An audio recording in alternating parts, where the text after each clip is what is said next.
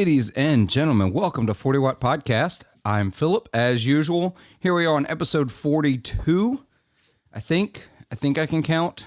Look, I'm a musician. I only count to 4, and there's a 4 in there, so we're going to assume that's right. So, quick housekeeping. Want to appreciate everybody, all the support so far this year. We're getting on close to the end of season 1. We're not quite there. Got a little ways to go. So at the end of season 1, nothing magical happens. I just stop calling it season 1, and the next episode is season 2.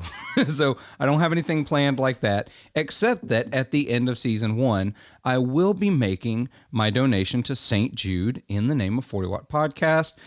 So what that means is that all of the Patreon support that I've received over the course of this year, I'm going to total it, and I'm going to take 25% of that, and I'm going to donate that to St. Jude at the end of this year after the last episode of the season.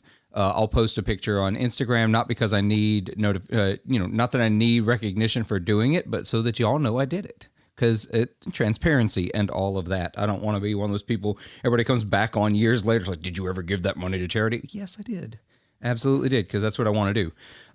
But having said that, if you want to support the podcast and in turn charities like St. Jude, you can do so by going over to patreon.com/40wattpodcast, where for as little as $3 a month, you can make this show happen. That'll get you a little bit of swag and some pretty good warm and fuzzies about doing some really cool stuff, not just for me, but some kids who really need it. At $5 a month, you get all of that, plus some bonus content, and then it only goes up from there. You can get up to even as high as $50 a month, where you'll get swag, you'll be able to help things happen, and we'll sit down every month and do lessons. Like, that's legit. Like, I've got a couple of people messaging me about it. I have limited slots for that, so if people start taking me up on it, I'm gonna have to close it, because I can only do so many lessons with the full-time job plus the podcast. So, having said all that, go to the website 40wattpodcast.com. Patreon, all the socials, subscribe, follow, rate, review, hit the bell icon, leave a comment. I think I got everything. Share with friends. That's your free way you can help. Share with your friends. All right, awesome. I'm done with that. So today, Jeremy, thank you for coming on today. Hey, thanks, man. Hey, so y'all are aware. Hopefully you're aware. If you're not, go back a few episodes. Jeremy, the guitar hunter, was on the show a little while back where we talked about his whole story, buying and selling tips and stuff like that.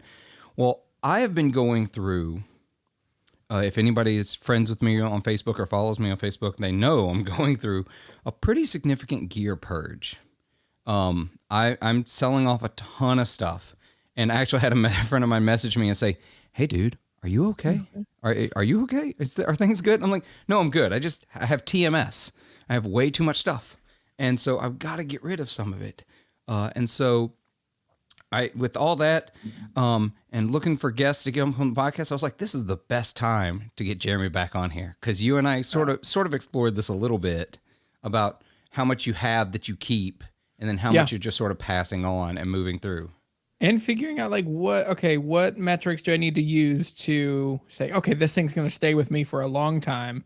Because every one of us, man, you eventually get a shelf full of overdrives. And you're like, okay, well, I got too many of those. And you have to look around and figure, I've committed that I don't want to have shelves. That's not true. I have a shelf over here.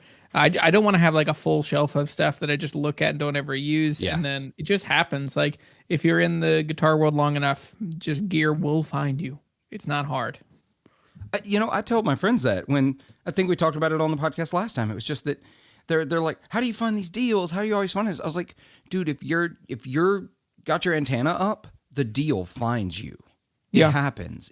You're not, and the thing is, you can't go out searching for the deal. You just got to be aware, be constantly looking around.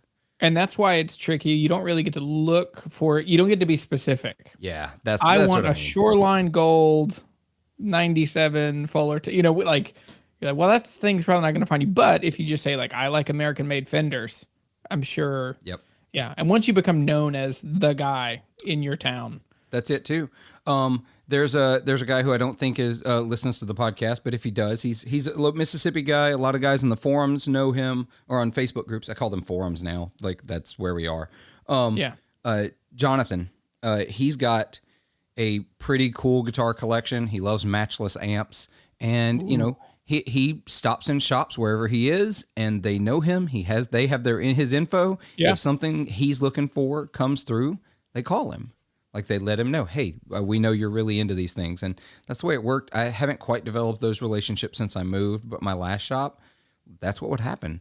They'd have something come through, and they'd be like, I need to call Phillip. Phillip's going to be interested in this. Because I think once you reach like black belt level nerdiness on your thing, you get to where like those shops defer to you. Like my local guy around here, any Martin pre 68, he calls me. He's like, "Hey man, I know nothing. What is this?" Yeah, and, that's a good place. I have a few things like that. Gibsons typically end up being in my. Don't get too vintage, because when you get too vintage, like. I think we talked a little while back about one of my Patreon supporters that was looking at a vintage Gibson, and I was like, I can't keep up with the year to year in the 60s, like the shifts and changes. Oh, the wide nut, the long nut, the shorter scale, they did this weird thing in 65 and only in 65. I can't keep up with it. And that's why I'm like, I just don't have that personality. And that's why, like, I love John Schultz. He's a dear friend. He runs True Vintage Guitar.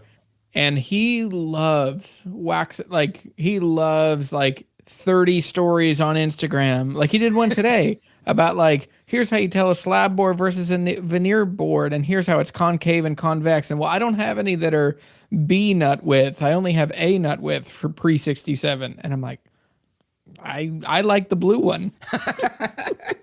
And see, like the slab and veneer, I actually learned that one. I did learn that one.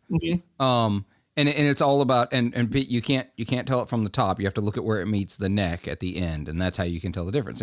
But it's like all those tiny little details. Like I watched Keith 5 Watt World. 1 Watt World. 5 Watt World. I watched his video on the Gretsch 5120, and I was like, it changed so much every time. Yeah, how is it still the same thing? Yeah, how is it still the same model? It changed so much from year to year sometimes. And that's where I think it's interesting, because it's more, we probably should lend or like borrow more from the car world, where you're like, okay, so an M3, like an M36, you're like, okay, that's generally the same, but it's a generation.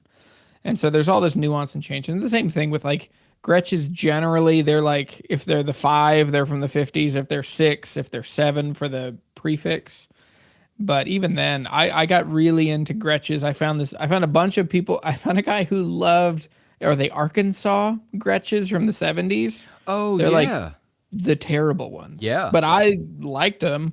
But I got really into them. And I was like, well, it's not a 6120 because like details are different. But yeah, I think we'd do much better to understand that guitars come in generations. And like, a 54 Strat, a 55 Strat, 56, like they're all preposterously different, even though they look the same and they're the same color.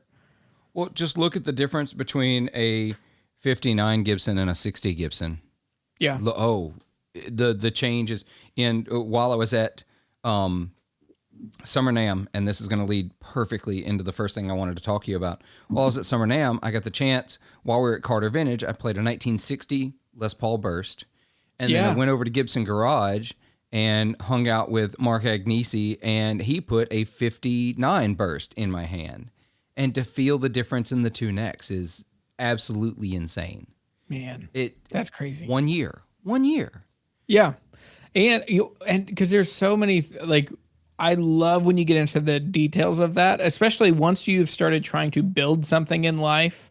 Like, even if you're ordering t-shirts for your podcast. Right. You're like, t-shirts are even said this, they're the same, but they feel different, they look different. And so it's just all of those supply chain things, and like the plastics are different, the material in the bobbins is different, the copper wire that they got the enamel is different. And so it's, I mean, to ever make two of the same thing and say they are the same thing is really tricky. Like it's only the same thing if you broaden out all those nerdy details. Yeah, and you've got to really be into something to catch the nuance too. It's sort of like, to the layman, to the non-guitar, like even some guitar players, we won't even talk about them. We're going to talk about the specific gearheads, like the nerdy folks that care about this kind of stuff. We see differences that like regular guitar players and people who don't play guitar, they don't catch. It all looks the same. Every 3-tone burst looks the same to a person who doesn't play guitar. 3-tone and 2-tone look the same to people that don't care. Exactly. You know, so Yeah. so talking about that though, while I was at Summer NAMM, got to go to Gibson Garage, and I know not too long after that, you took a trip to Nashville. You went through. I wanted to get your impression. Yeah. Dude, it was, I think, so I made a video about it. I called it beautifully overwhelming. Like it's like, so I came in, like, I'm not the biggest Gibson fan. Like I love Les Paul Customs and 330s for their electric guitars. Those are the ones that like will keep me up at night. And then behind that, all the acoustics are just, I mean, that's probably more of where my heart lives. But when you come in, man, it's like, it's somehow perfectly Gibson and totally the right thing that they should have done this year. Oh, my focus went crazy. Yeah. It's like but we're seeing the guitars in the background now. Yeah. I don't know why it's not focused on my face. There we go. But yeah, so sorry for you audio podcast listeners. It looked really bad and you saw my Strat behind me. But as I'm talking about Gibsons. But when you come into Gibson Garage, you come in and it's kind of a 180-degree spread, like this kind of radial thing in which there's little alcoves. All the way to the right is the custom room. That's where most people have seen it, and it's this beautiful conveyor of all the tops. There's this kind of it feels like they definitely took cues from like high-end like tailors that would have the big table in the middle of the room and then all these drawers. So they can show you neck profiles. They can show you different tops. There's a conveyor you can pick. And so theoretically, you could say, I want that top, E71. I want that top. I want this neck profile. And then they have the plastics. You could easily, they will take your 10 or 12 grand right there. And then there's also a conveyor on the ceiling where there's all these guitars that are moving through the shop. And what I was impressed by is just the grandiosity of all of it. Because there's an alcove with Kramer, there's a big stage, and it's the same stage and couch that you've seen, Gibson videos and Mark Agnesi. And there's a Mesa alcove that I thought was really cool. That's one thing that I wanted to talk to you about. Oh yeah. Is they're all the Mesa amps because Gibson owns Mesa, but most normal people, anyway, I'll say it now. So the thing that threw me off was all these guitars that I love. If I'm a Gibson player, I'm into a Fender amp, but they're not going to have Fender amps there. They're not going to have Fender amps. And so it's weird. Like, I just don't know Mesa, and I think most people don't know Mesa well enough. And even then, Mesa clean channel, Mesa overdrive is not Fender. It's probably more similar to Matchless. It's just more, it's in a different world. Vein. Yeah.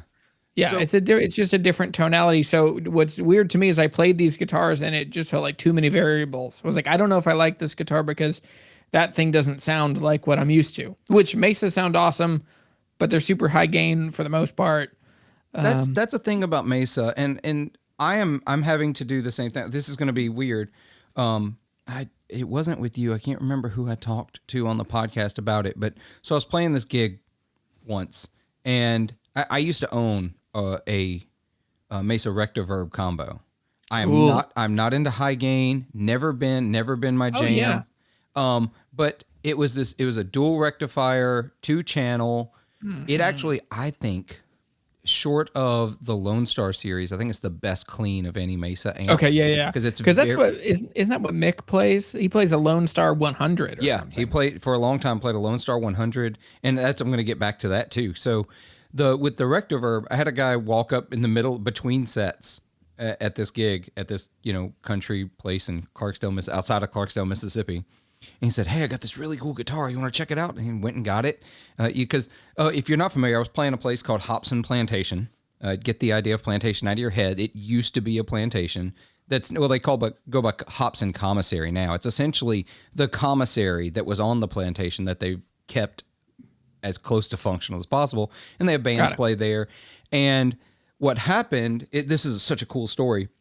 They've got these shotgun shacks that they have gone and gotten and brought onto the property. Oh, cool. And, modernized them, got running water, got air conditioning, but left them very homey. Yeah. We're going to say homey. Yeah. And they call it the Shack Up Inn. So you can go there, you can rent a shack. Tons of folks from Nashville come down and do like songwriter retreats there. And like they even renovated an old cotton gin to be the gin in. And so like they're a little more modern, but they're inside an old cotton gin. It's super cool. If you've never been to Shack Up Inn in Clarksdale, Mississippi, you need to go. So he was staying in one of those shacks, and he went and got this guitar and brought it in. And in front of me was a 1951 Fender Nocaster. And I was like, this is a reissue? He said, no. Sheesh. And, this is the guitar you bring with you when you go to... Right. I was like, you just travel with this? And this would be like 09, 08, 09, somewhere in that time. And so he was like, you can play it on the next set if you want to. I said, yes, I want to. So, so I played that whole rest of that show with a Nocaster into a Mesa Rectoverb. Wow. So did he have the original, like the dark cap on the neck pickup? Or I'm trying to remember. Because that would be, So if, and I'm sure people know, but if you don't know, so what in 50, 51, and even 52, and when you buy a new reissue, they'll still have this like era correct, but they'll have a tone cap in the middle position and another tone cap in the neck position. And it's super dark, super bassy. You know what? And back then, you know, I'd only been playing guitar for almost 10 years at that point, and I didn't know the differences. I knew what a Nocaster was, but I knew nothing about that switching system. So I put it on the brightest setting and just left it there and used it. You know what I mean? Yeah. But you struggled through. I struggled through with it. Dude, that's awesome. With until recently, the most expensive guitar I'd ever touched in my life. You know what I mean? But dude, that's awesome. One of my biggest regrets is that I sold. I worked in a vintage shop for 8 years, and when I was like 18 or 19, my boss had he had this incredibly old, and what I found out later was that it was a 51 Telly body that had a Mexican Telly neck on it. And he was like, it's been refinished and sanded down, and it was definitely too thin. Okay. Like it had probably lost 1/4 of an inch or maybe even 3/8 of an inch.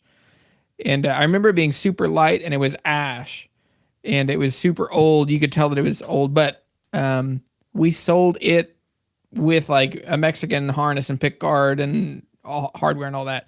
Sold it for $450. God. And it was like 3 years later, I was like, oh man, why didn't I buy that? Why didn't I know? Then you have to hunt a neck.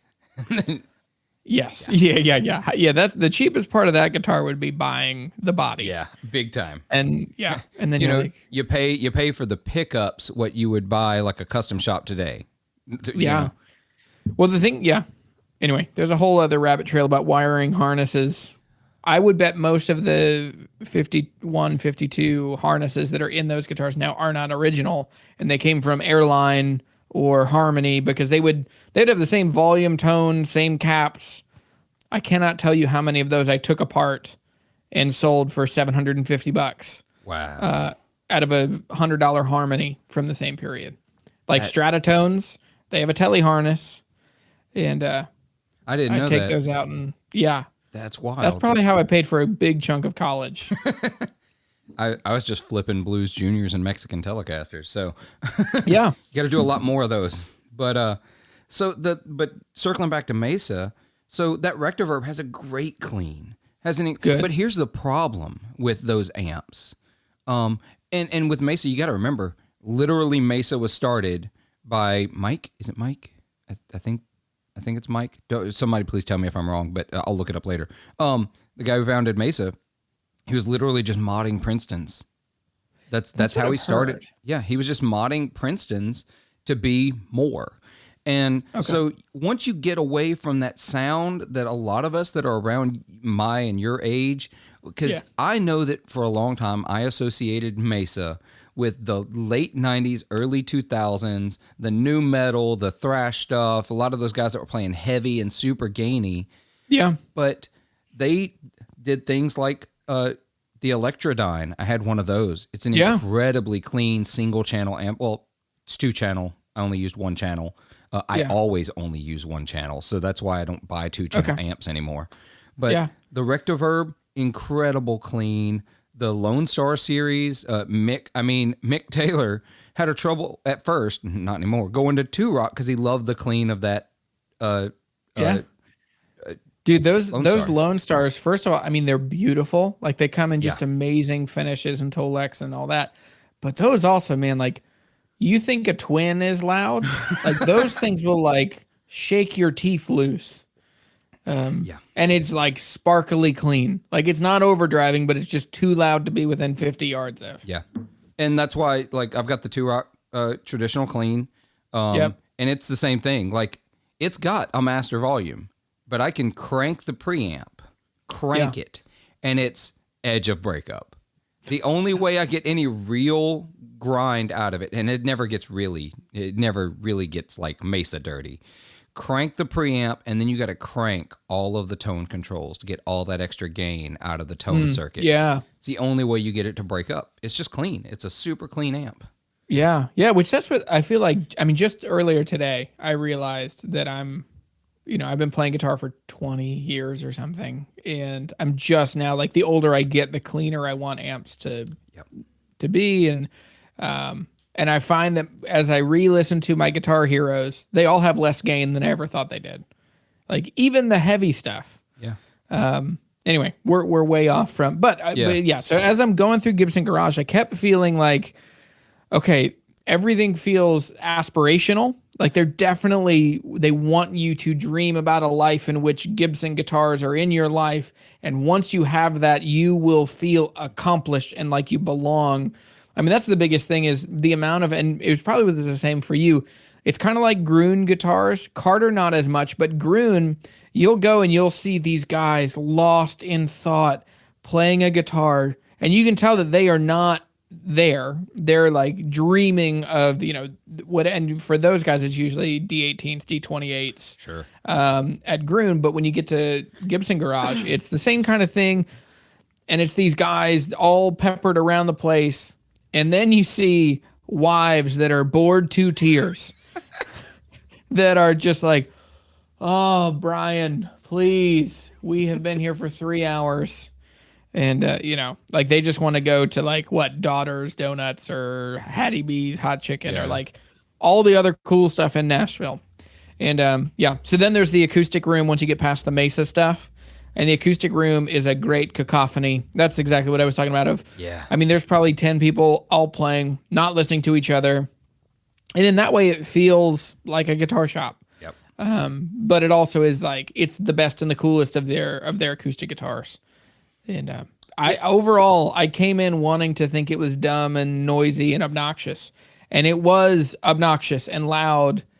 But it also, there's something like really dead on that I think they nailed as far as if you're a guitar player, what you hope to be and you hope to belong to. I think they did a really good job. I think that Emily and Andrew over at the Get Offset podcast talked about it this past week or the week before, and they were talking about Gibson. They were talking about the whole thing where you could basically buy stock in a certain Gibson guitar. I'm gonna totally leave that alone. That's okay. Have you not seen that yet? No, I haven't. Okay, so we will talk about this for just a moment. They did this little thing where they've got like these. Either a prototype guitar or maybe the first run of like signature guitar. It's like these handful. They've only opened up one currently, and I can't remember which one it is. But, and essentially, you can buy a share of the ownership of that guitar. And they're partnering with, I think, a company called Rally that's doing this kind of thing. Think of it as NFTs is the best way to maybe think of it. That's in my brain the way it's making sense, or treating the guitar like a stock. Now, here's the deal. There were some articles that came out. Guitar.com did a thing on it. Some other people have said some things about it. I think this was entirely for Rally, not for Gibson. Okay. Rally had this idea. Gibson was like, sure, we can do that. No big deal. Well, I think it's that Gibson has been so behind on the techie side of things, which they've tried for so long. Yeah. Oh, I meant to text you a picture. I took a picture the other day. I was in a thrift store, and I found a set of robot tuners for sale in a thrift store. That's awesome. And they were asking $95. You almost want to get them just for the silliness. I just want to put them on. I want to put them on like a Hassan Dalton or Oh, you don't? no. No. What would be the most offensive use of those? But anyway, put them on a 59 Les Paul. That's the most offensive use. That's what you should do. Check out this R9 with original. Man. So yeah. So what was so interesting is like Gibson Garage clearly, they are trying to give you an identity, because the reality is the majority of their space is spent on like t-shirts and hats and retail stuff, like coffee cups and all that. And that's the thing, is like, you're going to come there and you're going to dream about owning a Gibson guitar. You're going to hope that one day you're worthy, both financially and all that. But in the meantime, you're going to spend, $50 on a t-shirt and $25 on a coffee cup. Yeah. And, it's just coming out of vacation money. I don't buy brand coffee cups. What are you talking about? I drank this morning out of my Gruen guitars. Oh yeah, and for just the listeners, I've got a Novo coffee mug that I'm drinking out of now that I just got this week. So yeah, I'm wearing a Hassan Dalton t-shirt. You're wearing a Novo shirt. Yeah. We're not shills. Not at all. I can totally be bought. There are sponsorship opportunities for this podcast if you're listening. So they're that's what, Emily and Andrew said it, and I believe it. Yeah. Gibson is, people who get mad at Gibson over these kinds of things are thinking about Gibson the wrong way. They're thinking about Gibson guitars and getting mad at all the extra stuff. All the extra stuff is a lifestyle brand, in the same way that people who have never been on a motorcycle own Harley Davidson t-shirts. Yes. And we should talk about that for a second. I think you and I talked about that just in like texting. Yeah. So, and I'm going to butcher the details of this, but I saw is it not Veritasium, but it is one of those YouTube channels. Maybe it was an economics podcast, but they followed a study of Harley Davidson, and they alluded to Gibson guitars being the same. So what they found is in the 1950s, the average age of a Harley Davidson owner was 19 years old. When they did the study 20 years later in the 70s, they found that they were 35 years old when they did the study in the 1980s. And their age groups and their owners keep getting older, and they keep having these revivals, and the revivals are almost always around like, what was it? Easy Rider. It was Marlon Brando in the 50s and 60s. Right. And then it was America, Easy Rider. And then it was Terminator 2 when he shows up on the big fat boy. And then they had another bump. And so it's basically like they are a brand that is tied to pop culture, but they never created a replacement generation. And when they started Buell motorcycles, that was their best chance. Was it Buell? I don't know if you know motorcycles. Yeah, no, I had a Honda, and I know a little bit about Harleys, but that's about, I never got into them. So they started this brand called Buell, which was supposed to directly compete with Ducati. So it was like not like your grandpa's like low, slow, loud motorcycle. This was fast, nimble, quick, able to cut through the mountains and traffic and all this stuff. Anyway, so Harley Davidson never created, I think as of the study went through like 2018, I believe, and the average age of an owner is now 68 years old for Harley Davidson. So you're like, okay, so you're really important in this cultural moment, but you never, and Gibson is one of the biggest defenders, and Gibson owners are one of the biggest defenders of gatekeeping. Like they will pick on any kid that ever plays an Epiphone, and any kid that ever, like, how could you play, if they play the wrong kind of music on, a Les Paul Jr. Like for me, it was like, people picking on Green Day for playing juniors. And I remember getting picked on because my hero was Jade from AFI, and he played a studio, and the studio wasn't good because it doesn't have a maple cap, and they're great guitars. Yeah. The studios sound great. I don't care. Absolutely. Or the Gibson owner. I use this in the derogatory term. The Gibson owner that looks at a kid playing an Epiphone is like, well, when you get a real guitar, or it is a real guitar. It has strings. It makes music. Stop. And so Gibson owners more so than Gibson ever have done a lot of negative things for, I think so, the growth of the brand in younger generations. And I think you're seeing them try to counter some of that. I got an email a few months back about they picked this whole like I'm going to use the wrong word, but it was like a council or a cohort of like young up and coming guitar players to be part of this big Gibson project that they're working on to empower young guitarists and young musicians. And it was really incredible. And kids from all over the world. It wasn't just US or it wasn't just Nashville. It was, all over the world. They're pulling these young, innovative guitar players. And I'm hoping that not only are they going to provide an opportunity to better all of these kids' music and musicianship and opportunity, but it's going to inform Gibson's decision making moving forward. Yeah. Now, do you follow Finn McKenty or the Punk Rock MBA? No, but I feel like Dude, I should. I think you will love his channel. So Finn, he and I have texted back and forth over the years. I love his channel. So his whole thing is like, how did this genre get so big? What killed pop punk? What killed thrash metal? So he's more on the heavy side, but he comes at it from a marketing and production standpoint, and just kind of in the pop culture moment. And he has such good wisdom about this. I think once you discover this, it'll be a week of you just like binge watching, tearing through it. But it's so good, and he has really good perspective on some of those things. And I've cramped his style a little bit with like some of the things that I've said more publicly about Gibson in particular, about their brand and their messaging. And that just comes from my background is I was in sales for a long time, and I owned a marketing agency before I was doing YouTube. And so for me, when I look through a brand, I'm like, oh, I see what they're doing, and I see why it breaks down, or I see why it works so well.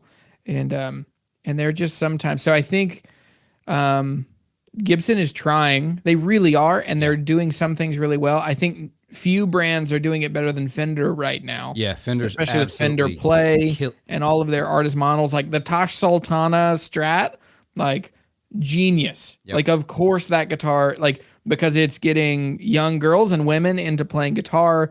It is showing off a modern guitar player. It's not, here's a $7,000 Peter Frampton Les Paul.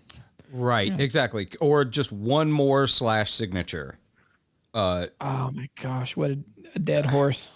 Absolutely. Not him personally. No. But like the idea of like the 4 million signature models for a guy who got famous playing a copy. You know what I mean? That is my favorite. That is my favorite thing. Yeah, exactly. That they're like, where it's like, oh, he didn't own a 59 or a 60 until millions of records sold later. Exactly. Like, no, to get it, granted, the copy, I'm going to use air quotes. The copy he was playing was like an elite built, master built to replica. Look like a Gibson. Yeah, it was a replica. It's with PAFs and a real harness. Right, exactly. It was not, he didn't just pick up, some Gibson. Yeah, but apparently, because he wasn't that honest about it until about a year ago. Yeah. And so the story I read in, I think it was Guitar World, was he was afraid that if that came out, that they would not give him an artist model early on. Oh. And so it was only kept to like the very inner circle actually knew. And I mean, the same thing is true with like Springsteen. Like Springsteen's, like he has a custom luthier building replicas that are, I think there's a blessing from Fender. Gotcha. So they say Fender, they look at that. But I mean, Bruce Springsteen is like triangle frets and deep V necks and just stuff that Fender doesn't typically do. Yeah. And then they're all Seymour Duncan pickups and all that stuff. But and that's the thing about Gibson. So my experience at the garage was very similar. It's very overwhelming. It's very much about the brand. It's very much about hats and t-shirts. But I love that shop where if you're dropping 10 grand on a guitar, you probably want to go to Gibson, try out all the neck models. They had a drop down. I've got a picture. Maybe I'll finally post some of these on Instagram. But they have a wall that drops down that you can pick your top. Yeah. It's like you can choose the wood, the figure, not like that one. And they'll let you put a neck in your hand. I thought that was really cool. When I was there with Ryan Burke from 60 Cycle Hum, the guy showing us around before Mark came in and fetched us basically. But he was showing us all the stuff they do. And even this guy who was a salesperson, he's a salesperson for Gibson. He admitted he was more of a Fender guitar player. He told us that and was very in front of other Gibson employees. This wasn't like a hush hush. Oh, I really just play Fenders. No, he was very open. He said, I'm typically a Fender offset player. He was super familiar with Ryan's work with 60 Cycle Hum already. But he also got really excited about these guitars. And so he's either, or maybe both, either or, a great salesperson who can fake it, or something they're doing is actually getting people excited about guitars, even people who are admitted Fender people. You know what I mean? And I really appreciated that. I like the fact that they make an effort to have one of every model available for sale in that store at all times. Yeah. That's kind of cool. Which is impossibly difficult to do. Yeah. And that I think that extends to the smaller brands, like say smaller, the other brands like Epiphone. But like Epiphone, Kramer. they had Kramer. I forgot that they own Kramer. Which that's interesting because Kramer pulls way more. It feels more like Charvel. Charvel's a Fender brand, so that's an interesting. I wish I would have spent more time back there, but I only had because I was like crunched for time. It was a Friday afternoon, because I was in Nashville for a full week. We have family there, but by the time I got everything done, it was like. I could get there Friday at 11 a.m. and then I had to leave at 1:30 to run back. No, it was, I had to run back for a live show. My live show was late that day. So yeah, I definitely, I'll be there in a couple weeks. And so the plan is to spend more time there. But I mean, overall, it's like, yes, it's branding and marketing and all this stuff, but it also is a really cool place. And I think that's the thing is, especially coming out of COVID, like, we're realizing that like place matters and people matter and experiences matter. Like, because there's one thing to watch a bunch of YouTube videos and there's another thing to go there and actually play. And that's what I think is so cool. Because the worst thing a guitar shop can do is say like, please ask before we'll let you play this guitar. And then when you do get to play it, we're going to stand there and make sure you don't scratch it or ding it or mess it up. And so it's not, the experience doesn't happen. And so what's cool there is you got to play, like, I saw a kid get to play a $10,000, J200, like an SJ200. And it's just like 14-year-old kid. And you just saw the thing that needs to happen for people with playing guitar. You saw the fire. Like this was just a dump of gasoline on this little bed of coals that he's just discovered. And it was so cool. I think it's a great move for Gibson. I think overall, they're making good moves. Overall, there's some missteps here and there, obviously. Yeah. I think some of the missteps aren't actually Gibson. I think they're actually Gibson owners. Not the owner of Gibson, the company. That's Gibson a really good point, and we really need to clarify that. Like the gatekeeping culture comes way more from the people who have, owners. Exactly, not Gibson themselves. Yeah. Even though they did create the phrase "only a Gibson is good enough." Which is yeah. But that's an old phrase. Oh yeah, and I think that's 40s. I would hope we'll see a little bit of that phrase like shifted out of their marketing, like a little less. You don't see them saying "play authentic" anymore. Yeah, no, that one died. That was dead on arrival. that one. So I'm interested to see 10 years from now the case study that is. Yeah. I'm hoping we'll get to see even more of them. Like we didn't even mention the fact that Lizzie Hale's now a brand ambassador, which is their fancy word for endorsed artist. They've also came out with the new acoustic guitars, the signatures. Daniel Rateliff. Yes, Nathaniel Rateliff, not Daniel. Nathaniel. Nathaniel. I talked about that on my live show a couple weeks ago. Like that's one of my favorite. Now it makes me sad as a Waterloo owner and as Yeah. I get it. But yeah, I mean, but also when you look like his Tiny Desk concert, he played like a B25 12 or no, whatever the Dreadnoughts. No, it's a B25 12. And then he's played an LG2 a bunch. But anyway, so this new artist LG2 is very cool. It's just unfortunate that like it's the rare occasion in which Gibson gets a cool guitar from a modern artist at a somewhat not insane price. Right. It's not $8,000. Yeah, I mean it's $3,500. It's $3,250. But I'm at a point now where like we have to sort of, especially some of us that have been in the game for a little while, like we remember, like my impression of a Mexican Fender is that it's $300. You know what I mean? Used price, $300. Brand new, Not we're talking anymore. 500-600. No, not at They're all. like 5-6 now. Yeah, exactly. And so, I'm at a point now where like that 19.99 to about 24.99 range is sort of what I expect to pay for a pro premium assembly line instrument, Yeah, which is what makes like the new American Pro 2, like that's just so much guitar for the money. It's $14.99. Yeah. I still, but Gibson and Fender have always been very different on new price. Yeah. I don't know that they're all that different anymore, though. If you don't equate, if instead of equating the American Pro to a Les Paul standard, you instead equate the Ultra to a Les Paul standard, which I think is getting closer. Yeah. But they're just entirely different guitars to build. Oh yeah. And so if Fender did Set X, they would be $500 more. And they used to do a few, and notice they don't do them anymore because they're so that's the thing is like the level of craftsmanship required to make a Les Paul is very, very different. And I love Strats. Like I'm a Strat and Telly guy. Yeah.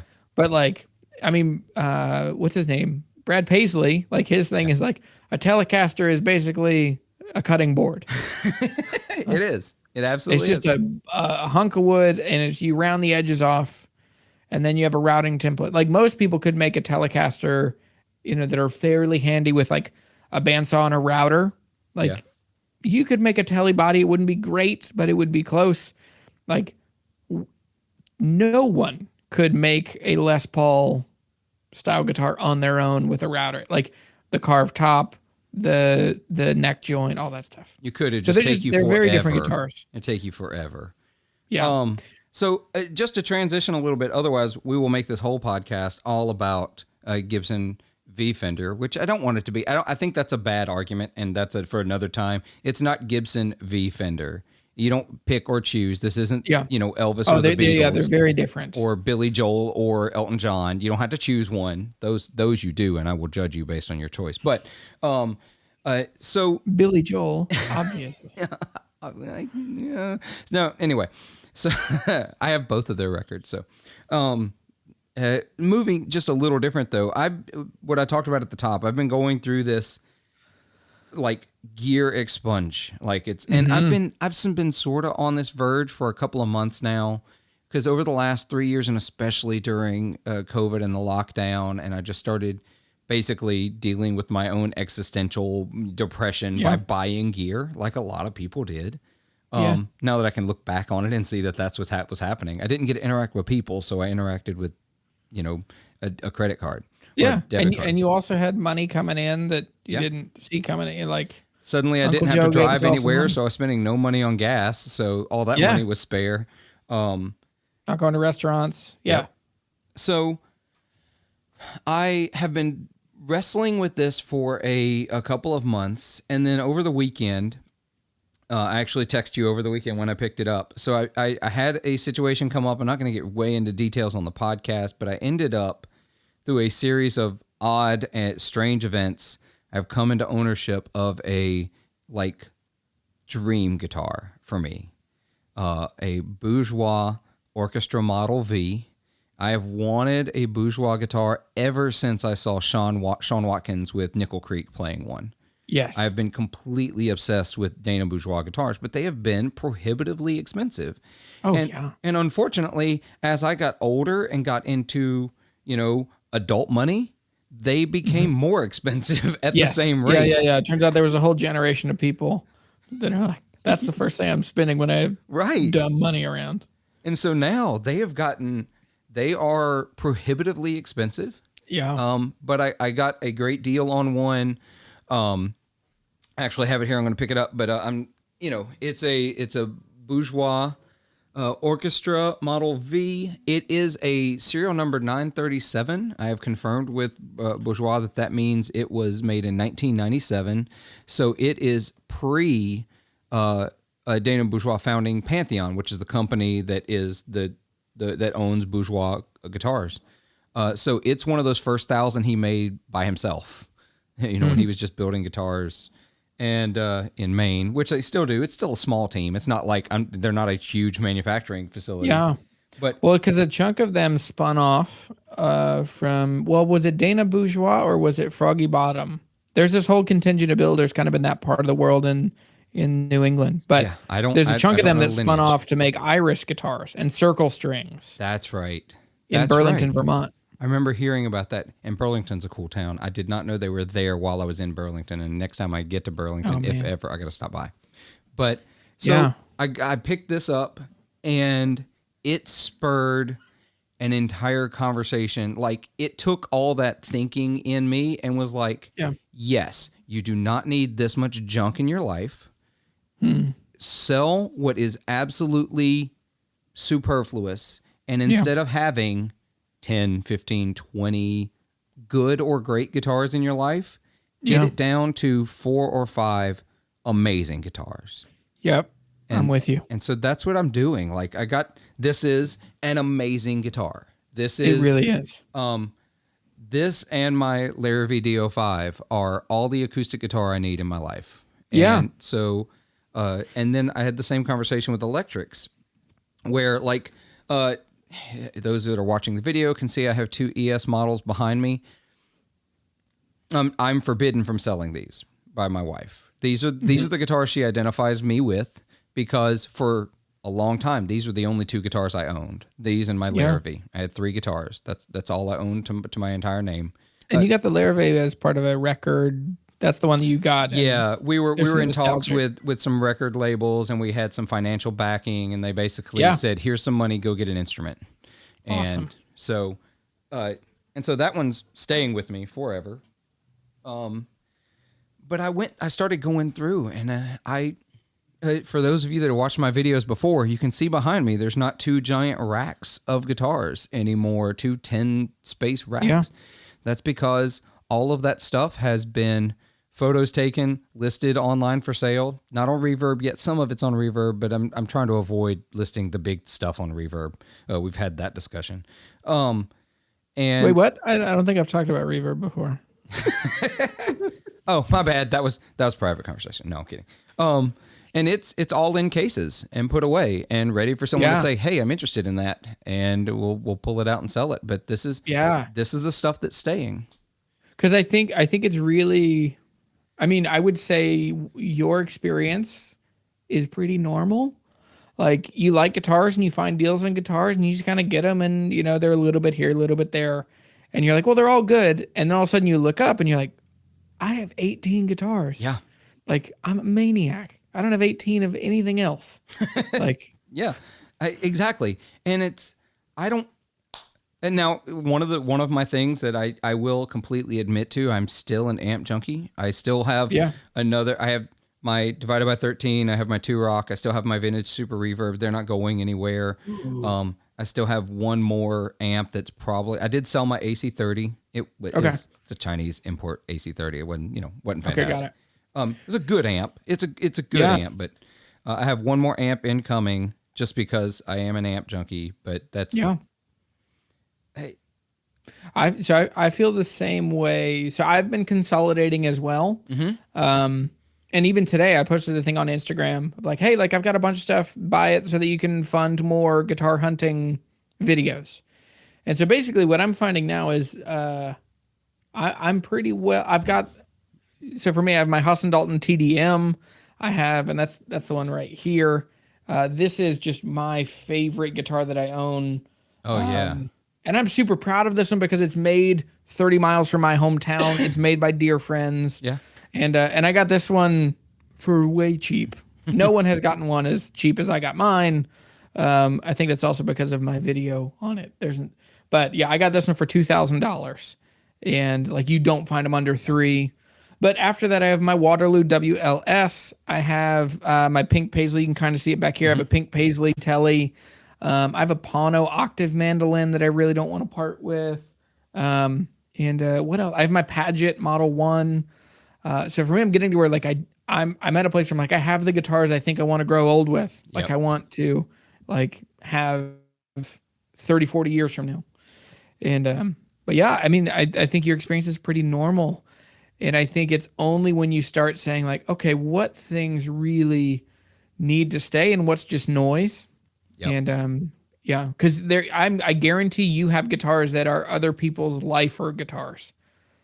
Yeah. And and they're gonna get serious joy when they, you know. And they need to be played. I've got some great guitars that I'm selling that just I'm not selling them because they're bad guitars, just because I found things I connected with more.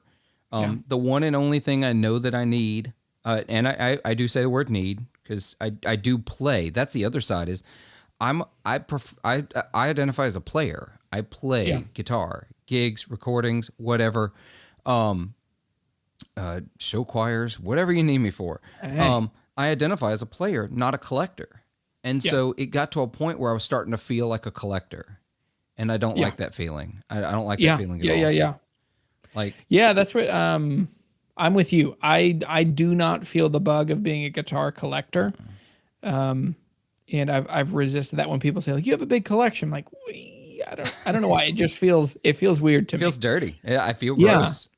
But so one of the things I'm working on recently is I've been working and writing on a guitar course. I'm still not totally sure what it's going to be called. It's something about, I mean, the main chunks of it are going to be how to buy the right guitars, how to sell the wrong guitars, and how to build a meaningful guitar collection.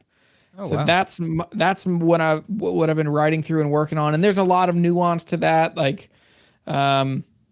and you know, you and I have talked about pawn shops. Like you can find great deals, but they're a business built on sorrow. Like no like one casinos. Selling to a pawn shop is like, life is great, I'm just gonna sell it to them. Yeah. Everyone's like, you know, child support and just sadness. So anyway, so I avoid. I've been trying to figure out how to articulate those thoughts, but I think it's you're not gonna end your life. Okay. Here's what I've found. The people that I see and admire that have an amazing legacy in which they have a family that loves them and they know their family really well. They have a business that was really successful. They have a meaningful guitar collection. They still get to play music in their life. Like that, those few people that I've met in my life, the one thing I'm finding is they did not do that by accident. Like, yes, they figured out when they were our age, oh, wow, there's a lot of noise that's going to threaten this story. And that's a great way to put it. It's a great, and I like the use of the term meaningful guitar collection. That doesn't feel as dirty as just saying guitar collection. Like, which is what is sitting out in my hall right now. Because that's sort of to me like because guitars double in space. And so like for every guitar you have, there's an equal sized volume thing that you have to store in your house. Yep. And so, that's the biggest limitation for me on guitar collection is, okay, well, 7 guitar cases is a lot of volume. It is a lot of volume. That's one of the other reasons why I know this is blasphemous. I'm a big believer in the gig bag, and there are some great gig bags out there now. There are some absolutely incredible ones.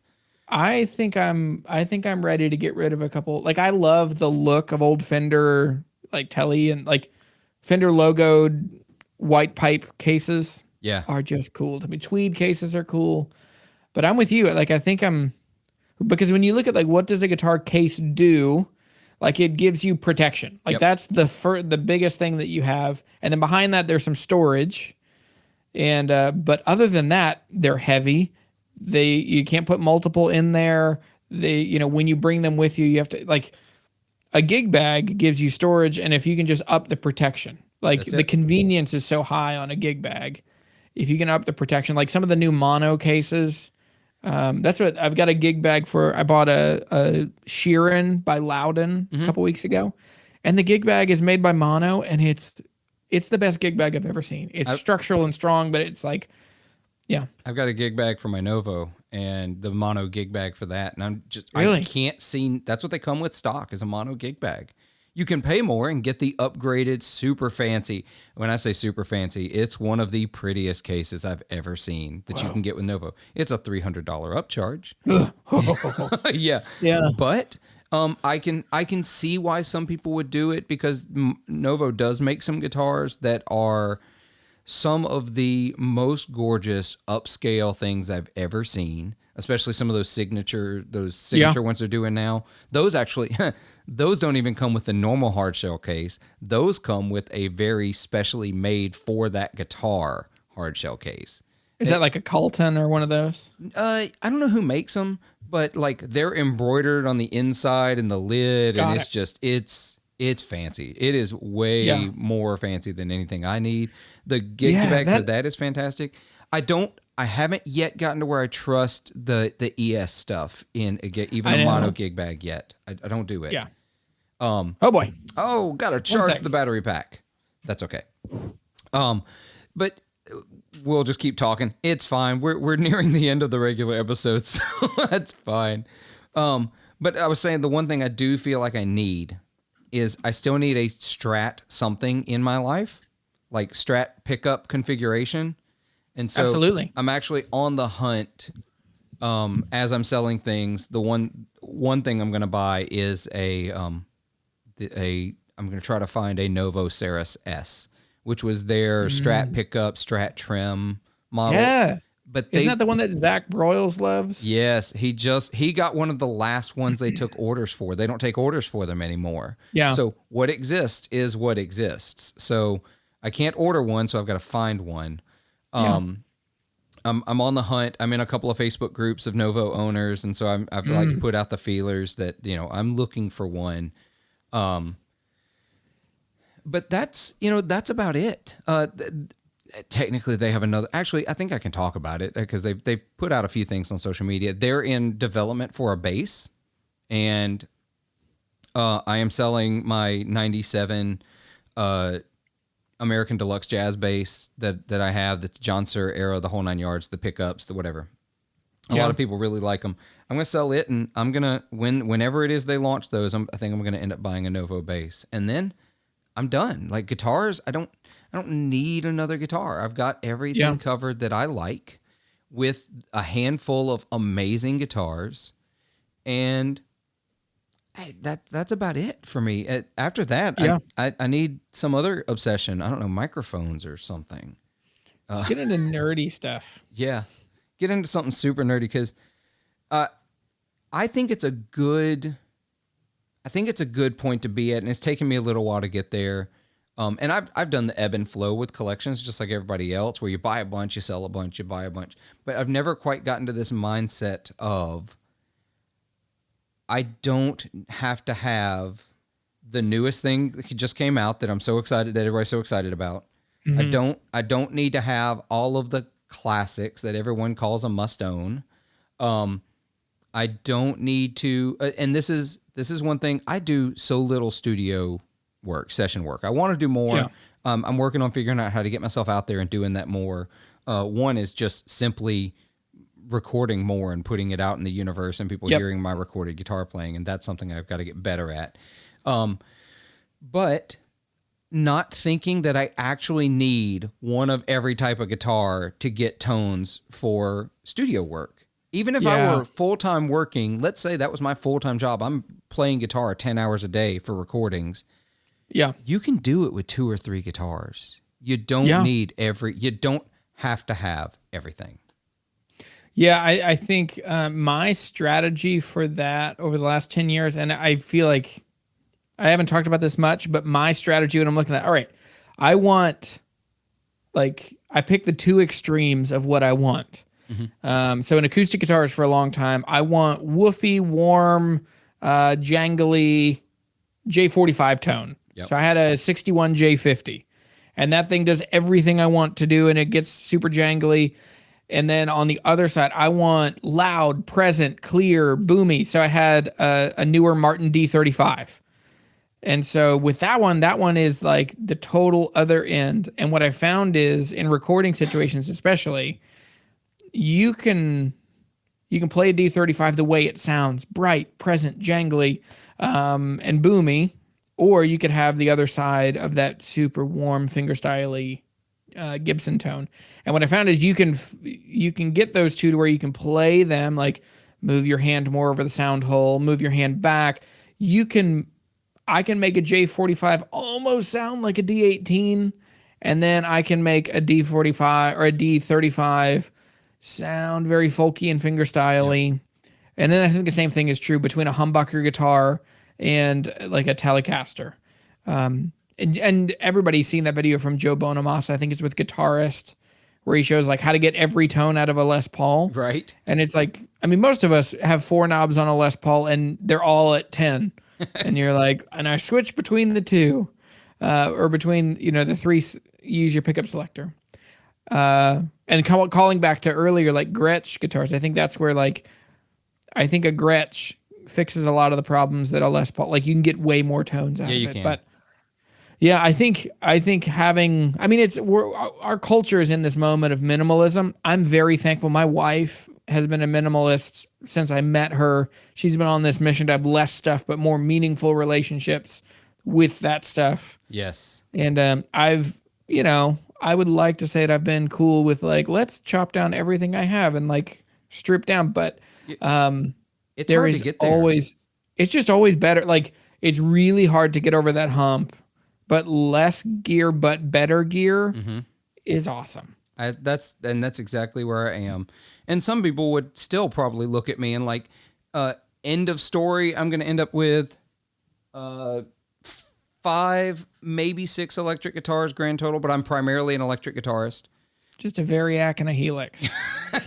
I've done the Helix thing. I think it's a great tool. It is not. Oh yeah, for me. Helixes are cool. But yeah. I'm gonna end up with 4 guitar amps. And that's then still a lot. That is a lot. The reason for this is the one where I do feel like I need certain sounds. Like I have something Marshall-y.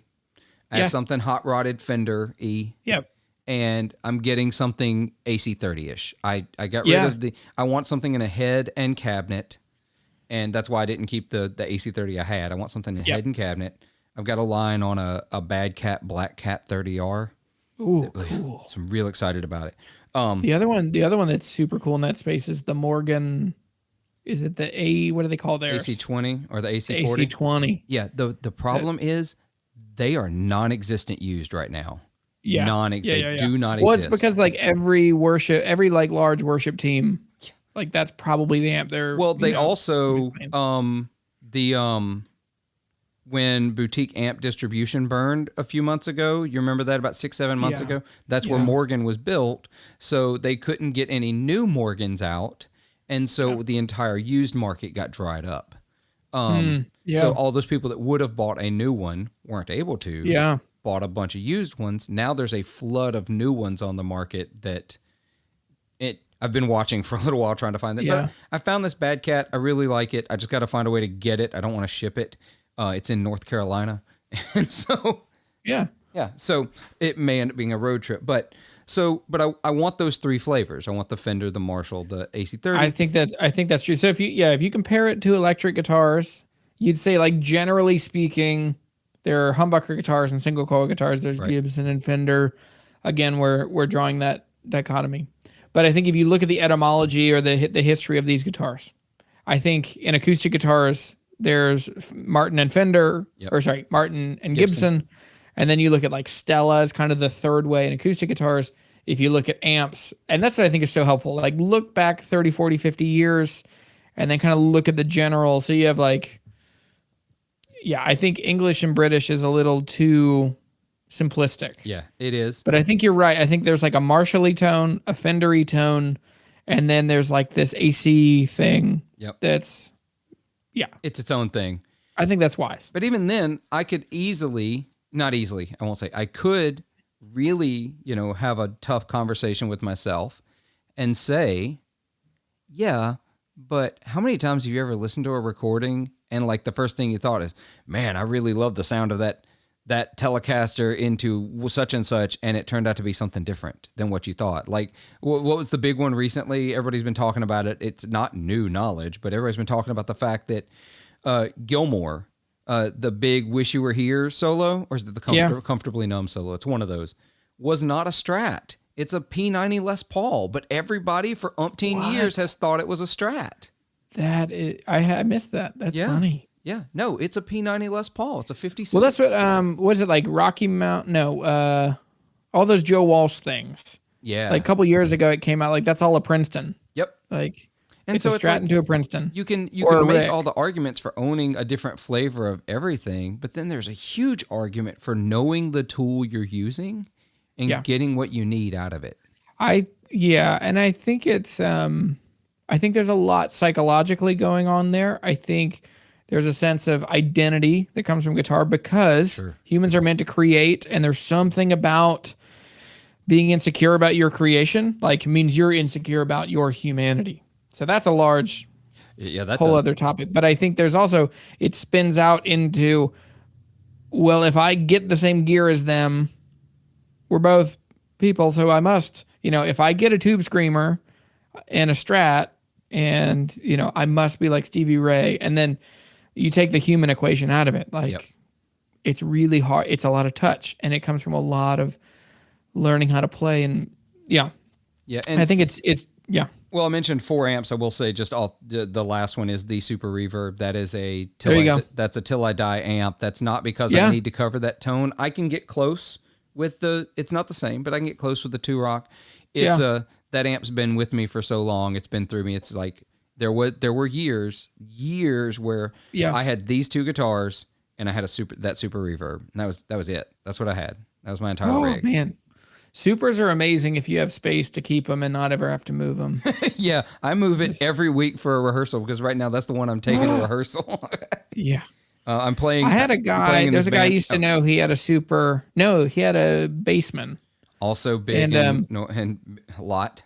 Yeah, I mean it's 410. Yeah, his was tweed, but he like permanently attached it to a dolly. And he like went through with, it's so obnoxious. It was a metal dolly, and he went through and like put Dynamat on every piece that jangled and rattled and just left it ratcheted. All of it. And it's like, just because he's like, I don't want to move. I was like, why don't you put it on casters? He's like, it sounds bad with casters. Like, it sounds better with a dolly strap to it. I've done that where I bought, went to Harbor Freight, bought a cheap piano dolly and a ratchet strap. And then when I get it to the car, I take it off the cart and put it in the car. And it doesn't take up that much room. You don't have to permanently attach it. But there is, for moving it around, it definitely made it easier because I was not drilling and putting casters on my Super Reverb. No. It just wasn't happening. But I also couldn't get around to picking it up and carrying it. 2 blocks down because I can't park near the bar and getting it in the club. Yeah. And I do think that one of the best things that I just realized that my name is Jeremy the Guitar Hutter. Hutter. This whole Hutter. The guitar Hutter. But I think one of the best gifts that guitar culture has received is Josh Scott and his ability to lovingly, gently tell us that we're all full of it, and most of the things we've been told don't matter. And like, don't. I love his thing of like, what chips are in it doesn't matter. Like a reissue, a reissue will sound the same. And that's one thing that Zach from Mythos says a lot that I love is his perspective that I'm gonna go pick this up off my shelf. I'm still listening. I'll do it. But yeah, so like if a Tube Screamer, like if somebody that's making a Tube Screamer, if the engineers know that it's not as good, they're not good engineers. And like, I'm muddling that point. But his point is just that like engineers don't make bad things. Right. And so if they're trying to imitate this thing as accurately as they can do that without using the same parts and the same chips. Yeah. Yeah, I got up. Now everybody knows I've been doing this podcast in gym shorts, but that's okay. At least you have pants on. I do have pants on, or wouldn't I got? I have not confirmed that I have pants on. So when I had Zach from he does have pants on. Look at that. I do have pants on. When I had Zach on the podcast from Mythos Pedals, he and I talked about this pedal. I bought it live while we recorded the podcast. I've heard everybody talk about this. This is the, I don't think mine autofocuses. So this is the Behringer $19 Vintage Delay VD. Well, Behringer prices have gone up. They are now $25 brand new, not 19 It's anymore. because they sold 200,000 of them. Right, but I mean that's like a 37% increase in price. If you think about it, they went up $6. That's a lot. That's ridiculous. Yeah. This pedal sounds awesome. A friend of mine has one. If you want a vintage delay, if you want that sound, and let's say you're a guy who just needs, or a gal who needs just a slapback delay every so often, or you just want something subtly going on in the background, don't spend $150, $200 on a DM2. Don't do it. Yeah. Buy a $25 VD400. I got a Mythos Oracle that is. Oh, yeah. I do want one of those, but I also don't need one of those, so it hasn't been bought yet. So okay, yeah, Zach was gonna give me one, and I felt bad. I had $100 in my pocket, so I got mine for $100. But it has awesome. It's a Blem. Also, sure. He sent me I'm getting a Mjolnir. I'm on the list for one of the Wildwood Mjolnirs. Okay, I don't know which one. He said he had one that has a crunchy switch. Oh, he's like, it's pretty. He's like, it's pretty uncomfortable. Like your brain will tell you it's broken, but he's like, it's fine. We just didn't switch out. So, I think it'll probably be here today or tomorrow. Oh, nice. You'll have to send me when you get that. Let me know. Yeah. Well, I think we are wrapping it up on the regular episode. We're going to talk a little bit more. We might get a little grittier on the as gritty as we get. We're not that edgy, I promise. We'll get a little grittier on the Patreon episode. Remember, you can go over to patreon.com/40watt podcast. And at $5 a month or higher, you do get all of the extra content that we put out on Patreon. Hopefully in season 2, we'll start to roll in some perks into that. And I am about to launch... And I'm putting this at the end of the podcast. And next week, maybe it'll be at the front end of the podcast because I'll be more ready to talk about it by then. But I'm about to do my very first giveaway over on Instagram. Awesome. So we're going to be giving away a few things. I've got a couple of brands who have, I got 4 brands who have jumped in and been willing to be a part of it. So I will tell you that at least one of the things being given away is a guitar pedal. So if you're into pedals, you might be able to get one for free. So if you are watching this on YouTube or listening to it on the podcast and you don't follow me on Instagram, you need to go over to Instagram. I'm at 40 Watt Podcast and follow to get updates there because that contest is going to be entirely over on Instagram. So I'm not gonna do like email signups and like all sorts of other things. Y'all, I'm a simple person. I lead a very busy life, and I need as simple as possible. So, having said that, Jeremy, thank you for coming on, especially a little late notice. Much. And absolutely, we're gonna talk a little more on the Patreon episode. Until then, Perfect. Y'all be good to yourselves, be kind to each other, and make some noise.